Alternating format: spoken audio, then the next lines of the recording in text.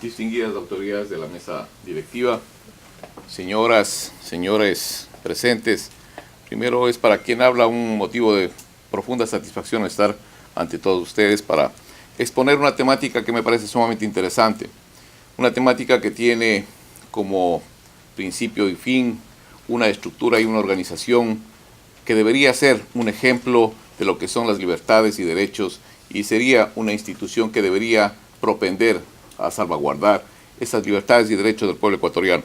Me refiero específicamente a los sistemas de inteligencia del correísmo.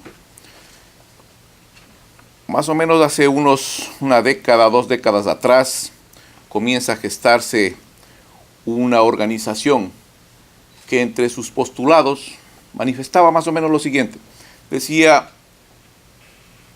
todo proceso revolucionario tiene enemigos comunes, pero a esos enemigos comunes se los tiene que destruir. Estas fueron algunas de las resoluciones que tuvo la 8ª conferencia realizada en México del Foro de Sao Paulo.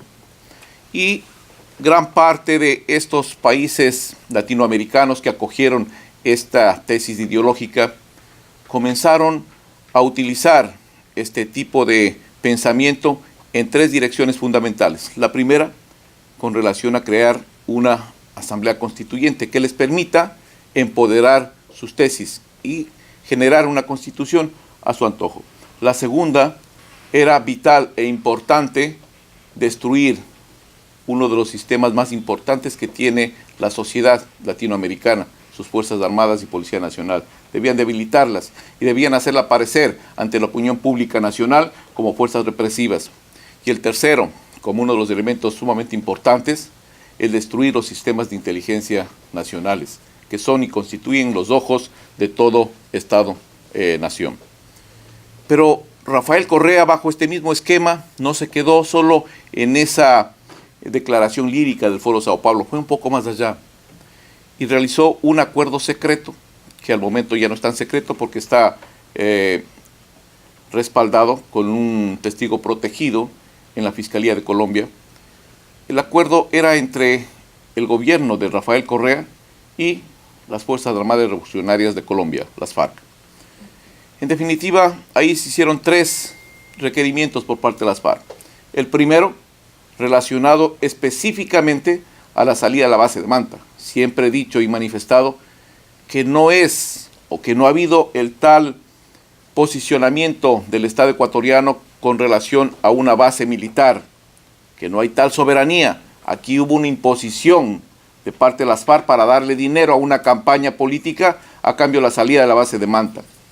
El segundo objetivo era sacar al director de inteligencia, quien está hablando este momento ante ustedes. Y el tercero era la destitución y salida de todos los comandantes militares y policiales que eran antagónicos al proceso de las FARC en la frontera norte.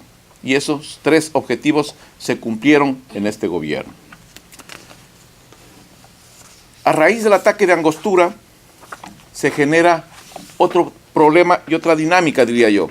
Y esta nueva dinámica es que el gobierno de Rafael Correa ve que necesita estructurar nuevamente un sistema de inteligencia, porque a su parecer el sistema de inteligencia anterior trabajaba para potencias extranjeras. Es así que en junio del 2009, con un decreto oficial, el 163, se instaura una secretaría que es conocida por todos ustedes como la Secretaría Nacional de Inteligencia, que tenía básicamente 3 misiones puntuales. La primera misión, proteger al caudillo, en este caso Rafael Correa. La segunda misión, proteger el proceso revolucionario y la ideología, el socialismo del siglo XXI. Y la tercera era proteger al partido político. Las 3 tipos de misiones que le asignaron a esta organización, superestructura de inteligencia, cambiaba estratégicamente, conceptualmente, lo que es un sistema de inteligencia. Un sistema de inteligencia que tradicionalmente está velando por los intereses del Estado ecuatoriano, por los intereses nacionales, se convertía en un sistema de inteligencia de carácter político que velaba específicamente por un proceso revolucionario. Pero este tipo de estructura no tenía a sus integrantes completamente adoctrinados y por lo tanto fueron gran parte de los que conformaban la Secretaría de Inteligencia elementos que de una u otra forma eran improvisados. Esto generó que se les dé ciertos conocimientos básicos para que puedan cumplir su misión o su labor. En estas circunstancias entra la primera prueba de fuego de la Secretaría de Inteligencia, el 30 de septiembre, que como bien lo nombró anteriormente César Carrión, los toma pues desapercibidos en una reunión de capacitación en la Flaxo, mientras estaban dando este tipo de protesta policial en el regimiento Quito. La Secretaría considera que no es importante y que posteriormente iban a reaccionar. Recién reaccionan en la tarde, cuando el presidente de la República hace un anuncio desde el regimiento Quito, desde el hospital, y dice que está secuestrado y que lo trataron de matar. Inmediatamente el presidente Rafael Correa se da cuenta de un problema que no ha salido todavía en los medios de comunicación, y es que se dan cuenta rápidamente de que no existía la suficiente cantidad de evidencia y prueba circunstancial para poder determinar que hubo un intento de secuestro y peor un magnicidio. Y por eso llaman a la Secretaría de Inteligencia para que comience a prefabricar evidencia y pruebas. Es así que comienza un trabajo sumamente detallado para determinar dónde comenzó esta idea de realizar un atentado contra el presidente Correa y dónde apareció este tipo de pensamiento de realizar un secuestro al presidente. Se remontan un poquito en el tiempo, a los primeros días del mes de septiembre, y se vienen acá a Miami para determinar que la reunión que estaba haciendo este instituto, en el cual participamos algunas de las personas aquí presentes, ahí se había dado los lineamientos básicos para generar esta toma del poder, derrocamiento del presidente Rafael Correa y un posible magnicidio. Era una reunión que hizo el instituto, que fue pública, que fue filmado como estamos haciendo este momento y transmitido a nivel mundial. Era una exposición que estaba haciendo, recuerdo yo, el señor expresidente Lucio Gutiérrez sobre su plan de gobierno anterior en relación con el plan de gobierno del presidente actual, en ese caso de Rafael Correa. Lamentablemente, este incidente fue tomado como el inicio de todo el proceso del 30S.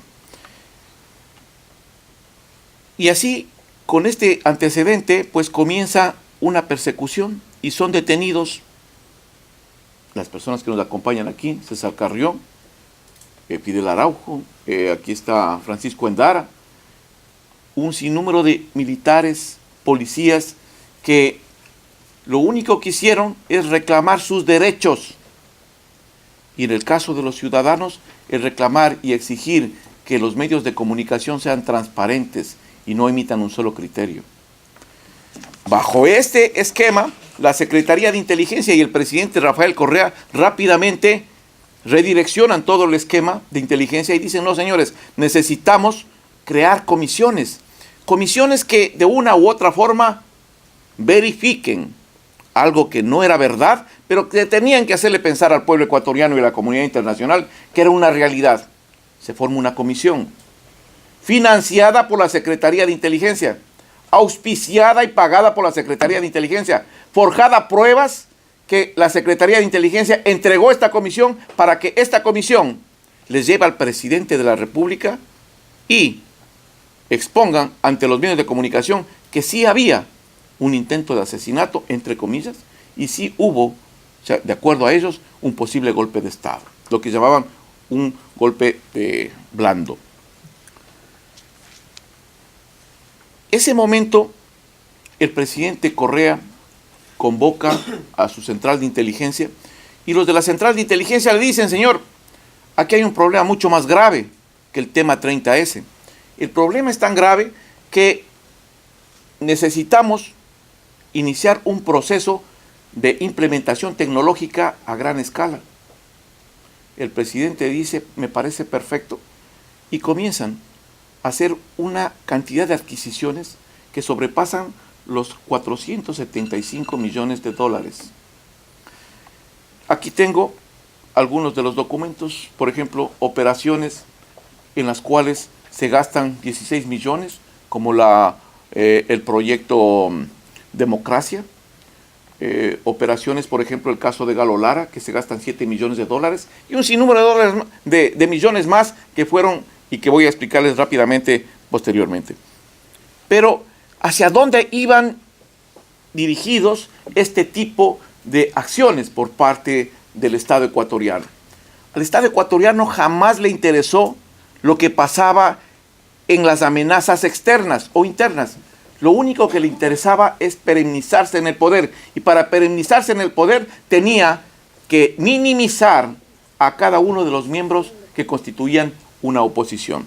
Y es así que se persigue, voy a citar algunos de ellos, a Clever Jiménez, Fernando Villavicencio, a Emilio Palacios, que estuvo por acá refugiado, Lourdes Tibán, que es objeto de una golpiza a las puertas de la Asamblea Nacional, Mary Zamora, que le sacan un sinnúmero de videos contra su intimidad, Marta Roldós, de igual manera, Alfonso Pérez, que recibe una golpiza por parte de los Pepudos, que era una fuerza de choque que tenía esta estructura delictiva denominada Secretaría de Inteligencia, a los Yasunidos, a los diferentes actores políticos.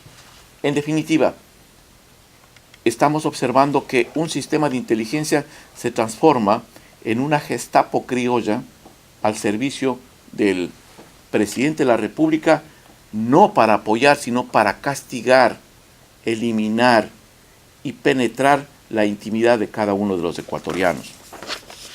Pero no solo se quedan en el entorno nacional, salen inmediatamente a la parte internacional, y podemos ver allá caso Galo Lara, caso Fernando Villavicencio, Karen Holidan, los hermanos Isaías, y operaciones tan importantes como la operación Goliat, Hotel, en el caso de Assange. En definitiva, la Secretaría de Inteligencia sigue siendo una estructura delictiva al mando de un gobierno que lo único que hizo es cambiar la etiqueta por un centro de inteligencia estratégica. Muchísimas gracias.